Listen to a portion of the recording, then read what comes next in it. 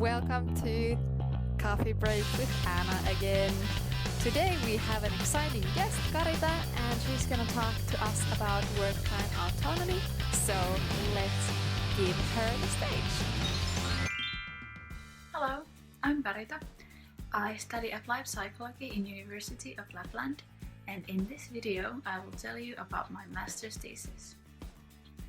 In my thesis, I studied how work time autonomy affects on recovery after work in public healthcare. It's a long title, I know. I chose this subject because I feel it's important. People are working more and more and the life gets busier. There's simply not enough time to recover from work.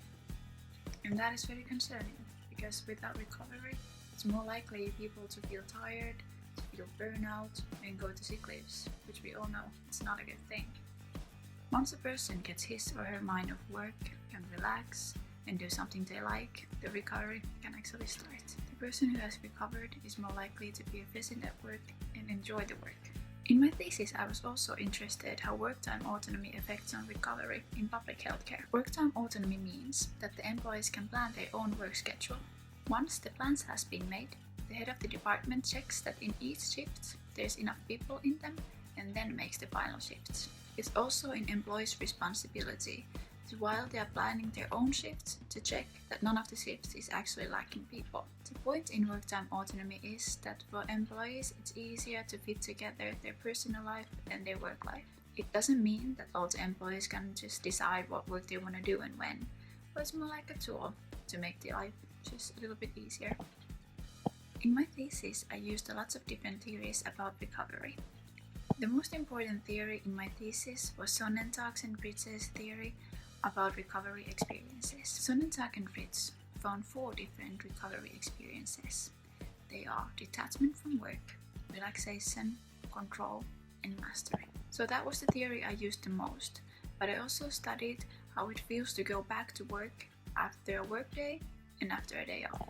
The most important finding in my study was that the work time autonomy had effect on all of the 4 different recovery experiences. According to this study, it was more likely to feel burnout without relaxation. So it's very important to know which kind of shifts works perfectly. According to my study, it was more challenging to recover from the work shift that the examinees didn't feel right for them compared to the shifts that they enjoyed to do. Finding those shifts that work makes the recovery easier. Some of the examinees felt that the night shifts were challenging, for some it was the morning shifts, but they all had one thing in common. They all said that if they had an evening shift and the next day they had a morning shift, they didn't have enough time to recover. So they all agreed that it was the most challenging to recover from the shift where you have to go straight from the evening shift to the morning shift. Even though work is important, one should also make time for relaxation and to do things they enjoy, because that is how the recovery starts. One should also invest on free time. For example, hobbies and going to see your friends can actually work as resources that make you feel better at work and in your free time.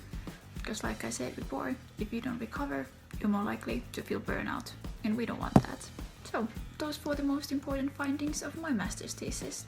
I hope you find it as interesting as I did. Thank you for watching. Thank you for watching from my behalf too. If you like this video, please give it a thumbs up, and if you want to hear and see more of these videos, please subscribe down below.